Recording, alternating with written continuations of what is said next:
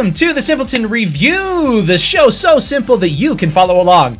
That wasn't very nice. No, the show's so simple that we're able to review the movies and the music that we do because we're simple people and we look at simple stuff. Whatever. I'm Nate Simpleton. Let's just go with that. And I'm Charlie Simpleton. I'm Lemuel Simpleton. This is yes, we are. So far. Say what? This is a rough opening so far. No, there's nothing rough about it. Only the past 20 minutes that we spent recording another show that we didn't press play on the video. But other than that, it's fine. Well, this week we are reviewing a movie that is on Amazon Prime called The Vast of Night. Vast of Night is a 2019 American science fiction film directed by Andrew Patterson, starring Sierra McCormick and Jake Horowitz. The film is written by Andrew Patterson, loosely based on the Kecksburg UFO incident, which I have no idea what that is. It's set in the 1950s in New Mexico, of course, and it stars where Faye Crocker, who's played by McCormick, is a young switchboard operator, and Everett Sloan is the radio disc jockey who discovered a mysterious audio frequency that could be extraterrestrial in origin. And you spend the rest of the movie figuring out whether or not it is extraterrestrial in origin or if it's the Ruskies. Charlie, what did you think of this movie? I thought it was a blast. I enjoyed it. Of course, I know you guys, because we talked about this. You guys didn't like the opening with all the dialogue. No! Yeah. You guys didn't like the opening dialogue, but I thought it was kind of fun to set a tone of how people thought and how mysterious like the outer space kind of thing would be, because everything could be explained down to like the neighbor's cat or Right. No, you gotta be kidding. That's got to be the Woolworths there, and it's setting off some sort of electrostatic to. Yeah, no. I mean, they would come up with something that would explain everything away. Right. Right. So yeah, but I enjoyed watching. The action was really simple. The transitions were fantastic with the where they'd scale it down to a more of a 50s show and go between places. And I guess one of the things that I didn't mention the first time, but I really enjoyed was when they go see the old widow and how creepy like she made everything feel. So. Yeah, good fun. Yeah, enjoyable. All right, good. Lemuel, what about you? I also enjoyed it a lot. Like Charlie was saying, the transitions were really cool, especially when, like the one transition kind of halfway through the movie, it felt like, where the camera just went from the switchboard operator to the DJ jockey. It was really solid, and I was impressed by the acting, especially knowing where one of the female actress is from Disney show, so I was pleasantly surprised that she could act outside of that. I'm not sure what to think of that. Does that mean that you think all Disney actors are pretty bad, or what? They don't tend to branch out after Disney, it seems like. It seems like a lot of times they just end up doing the one or two things, and then they disappear off the face of the planet. Well, there is that one guy. What's that guy's name? Zach something or another from High School. Oh, yeah. There's, oh, man. I know exactly who you're talking about. Yeah, and there's others. I mean, wasn't Timberlake a Mouseketeer or something like that? Or he was a Mouseketeer, yeah. And he's in a brand new movie that's coming out that actually looks really good. Let's move on, shall we? I think the movie is great. Like Charlie was saying, we talked about this when we weren't recording last time around. The opening sequence is about 10 minutes long, and I was checking my phone. I was going, okay, this is boring. Is this going to catch on? Because I don't really want to listen to these two talk for 2 hours long, because it's fine. I understand they're setting the scene, but come on, Come on with it. So, come on. I mean, you still do kind of end up just listening to them talk for the majority of the movie anyways. But yeah, but there's still more action. They're trying to figure something out, and they're like running all the time. Well, and that's true. It is a puzzle, which I thought was great. And like I mentioned before, I love the fact that it was kind of an homage to the Twilight Zone, like I said, because at the beginning you have this guy. It looks like you're going into a TV show, and it has this guy, picture of time, which is a Rod Serling kind of a thing from Twilight Zone. And of course, I can't remember what they called the show now, but it wasn't the Twilight Zone. It was something else. It was kind of funny, but I mean, it was definitely definitely Rod Serling was their hero in that whole thing. But they used tropes from the 1950s and science fiction movies and stuff like that, like especially referring to the Russians a lot. And the Did Russians that happen before Sputnik? Yeah, that's right. Yeah, so I mean, it's all, they don't know if these flying saucers are aliens or if they're actually some sort of satellite that. Yeah. This is a spy cam's going to come and watch us in our beds. Right, yeah. But it was good. Like I said, after that first 10 minutes or whatever, as soon as they get to the switchboard room, and Faye goes in and starts working. I think the movie just picks up right after that. There's really still not a lot of action, but there's things that they use very sparingly, but very well, that propels the story and everything forward. And that's what you want. I didn't feel like the first part really propelled the story to where it wanted to be, but once we got to that switchboard thing, everything else just felt like it fell into place. Even though it was still just tons of dialogue. It was they weren't sparse on the dialogue, and you had to keep up with everything. Like when they were interviewing the guy who calls into the radio station, man, you had to sit there and listen to what he was saying, because if you didn't, you weren't going to understand the rest of the movie. It was easy to listen. The way he talked, just like how the lack of music in that scene, the way he talked, looking at the DJ jockey's face and like seeing the interest in his face, it was like, I'm hooked right here. Yeah.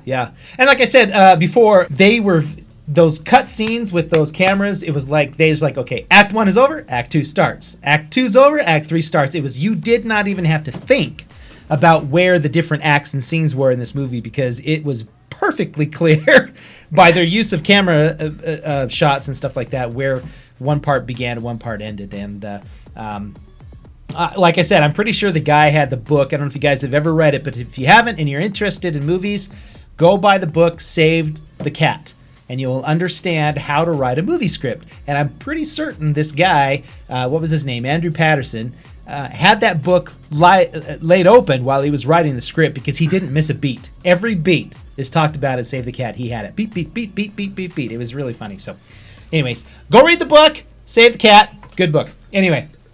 Hey, what do you guys think about that other couple that pops up near the end of the movie? Yeah, that was interesting. That was interesting. That was a pretty cool little segue into bringing them closer to the end. Yeah. It kind of felt a little random, but it was good. You know what I mean? I don't know. I felt it was a little random, but... I mean, I thought it was also interesting to just see, because I feel like nowadays when we would have that kind of conversation, like, hey, we're trying to figure this out, but like, you wouldn't always necessarily say, oh yeah, I'll come back to you when we have more information or anything. We'd just be like, we'll text or whatever. So it was cool that they had to like go back and say, hey, this is what's happening. This is what we found out. Or that people would be willing to. Yeah, like, would you like if you like? I wouldn't talk to people if I didn't have to. Yeah. Do you guys think there's going to be a sequel? Do you think it's potential for a sequel? I didn't even think about that. I would. I know they could do one. I just kind of hope they don't. Yeah. Just leave it there as a cliffhanger kind of a thing. It was a good, like, solid story. So I mean, it's kind of like an old '50s tale. I mean, if you heard radio plays, they didn't make second stories. They didn't do sequels. And it is so Twilight Zone. That is how every Twilight Zone episode ever ends. with the cliffhanger. You're like, is it or isn't it? Will they? Yeah, it's like, I know what's going on. No, why did I watch this whole show? Just for this. That's really. But that's the great part about Twilight Zone and movies like this, is that if you leave something to the imagination, it's a good thing, and we don't do that these days in Hollywood, especially. Don't you think? It's got everything has to have closure.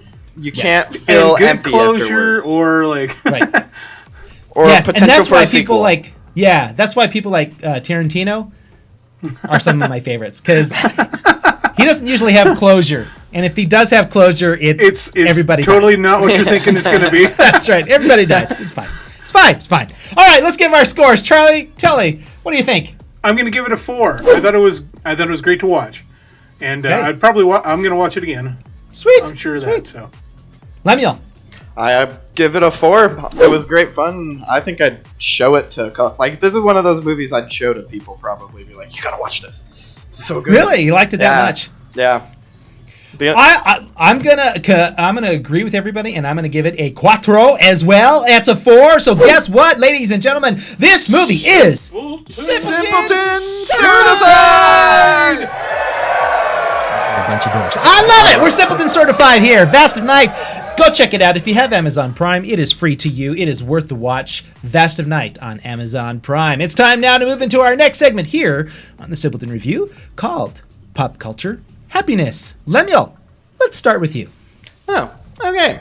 Well, mine's kind of Look, simple. I started with you last time when we didn't record. I mean, I started with Charlie, so now we're going to start with you, right? All right. Sounds Because good. I got Charlie all flustered because that's when I freaked out and started cussing. We were like, oh, what happened? No, mine's pretty simple. I better check and make sure we're recording here. Hold on. It's right there. Okay, good. All right, go ahead. My little brother has been streaming on Twitch for a while now, and he's finally reached affiliate status. Yay. And that's my pop culture happiness. He can get paid now. Yeah, and he's made some money. He's made like what? I think he's told me last night he's made like $5? $30. 30 bucks. 30 40 bucks. Yeah. So there's ways you can give him money. Like you can subscribe to his channel, and that basically is like a monthly fee, and I think it's like $5.99.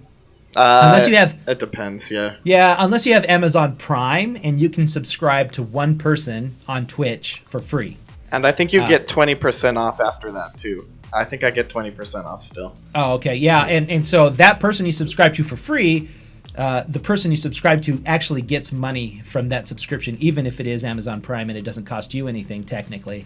That person gets that, and plus you can buy like little like coins and things like that that you can, Used to interact with. Yeah, interact and make noise, and every time somebody does, then he gets like a couple of pennies or something like that. But when he starts making like having like 1,000 followers and he gets that kind of interaction, then his income goes up and up and up, right?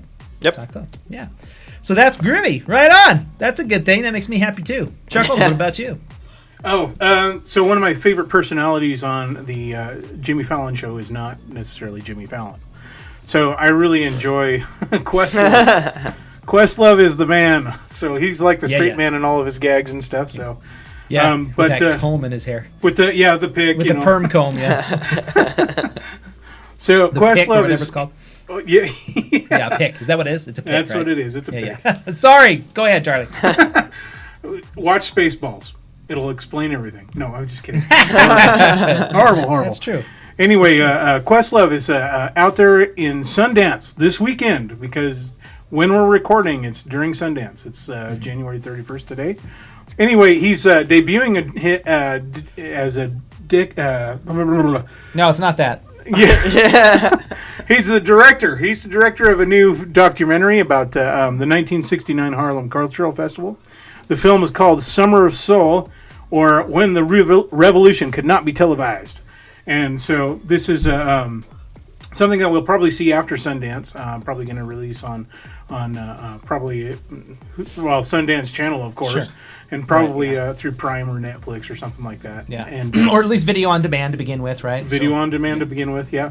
But a totally fascinating topic, and sounds like he's found a lot of footage of old funk, jazz, R&B artists, and so it's tempting to watch, and Questlove is backing it up. I'm just like, I'm in. Nice.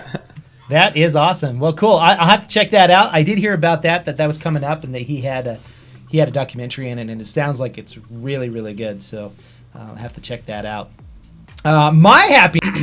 I grew up watching these little things on TV that have characters. This guy sticks his hand up their butt, and he goes like this: "Hello, hi ho, Kermit Frog here." That kind of thing. It's the show called The Muppet Show. It's amazing. It's brilliant. It is one of the best shows ever made. Disney Plus is now going to have all 5 seasons of The Muppet Show on their platform starting February 19th. Yeah. I can die. I am so excited. I can't wait. Show now? I am so excited. I want to just see Kermit throw open the door to the O and say who's going to be the guest, and then they start singing the song, and the old men are up in the little thing up there, and Gonzo and Fozzie Bear. I'm so excited. I can't wait. Mana, dude. I'm just so excited. I'm good. I've been watching the not the newest strain, but the one before where they were made like The Office. Oh yeah. Those are fun. That was actually pretty good. Yeah, I unfortunately it didn't catch an audience, but there is some dry humor in there. there's something about the Muppet The Show. original They're trying is to put this vaudeville fantastic. type. Yeah, and it's this thing of like, okay, here's what's going on out in front of the audience, and there's this whole back, the behind the scenes thing with Kermit trying to just control this whole chaos going on, and Miss Piggy's always beating him up and smacking him, and that would be abusive today, right? But just saying, I can't wait until February 19th. I might just have a Muppet party and watch the whole thing on one day. When is the 19th? What day is that? Anybody know what February 19th is? I bet it's a Monday. I might take the day off. Bet it's a Monday. 5 Just so I can seasons watch in the one Muppet day. Show. 5 seasons in one day. Yes. I would get. So good. That's like 25 episodes a season, too. Yeah, that's a This lot. is old time episodes. Yeah, it's like 20. What day? 25. February what? 19th. 19th. It's a Tuesday. Dang it! I'm gonna take Oh, the day off. they didn't do the Monday because it's Martin Luther King Day. No potatoes no, on wait. Tuesday. Potatoes. Wait, gonna I'm wrong. I'm watch looking the up the wrong month. Muppets. Heck yeah. Maybe they'll have a Muppet potato on there. Oh, Dad, I'm looking at the wrong month. It's a Friday. Well, the problem is I'm taking the Friday before that off, so I'm not sure my boss would be happy. He already makes me feel guilty for taking the days off. Well, I mean, you could Sometimes. just watch them Friday night into Saturday morning. I'll probably have to edit that out. I don't.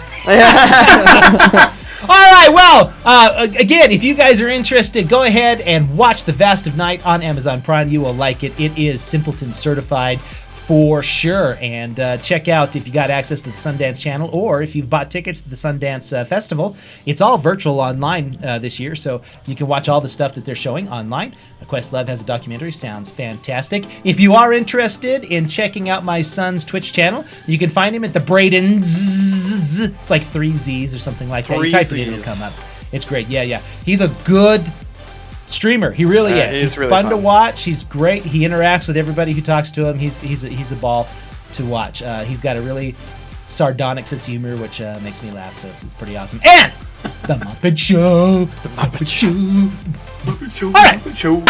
Okay, I'm Nate Simpleton. And I'm Charlie Simpleton. I'm Lemuel Simpleton. We'll see you next week. Have a great one.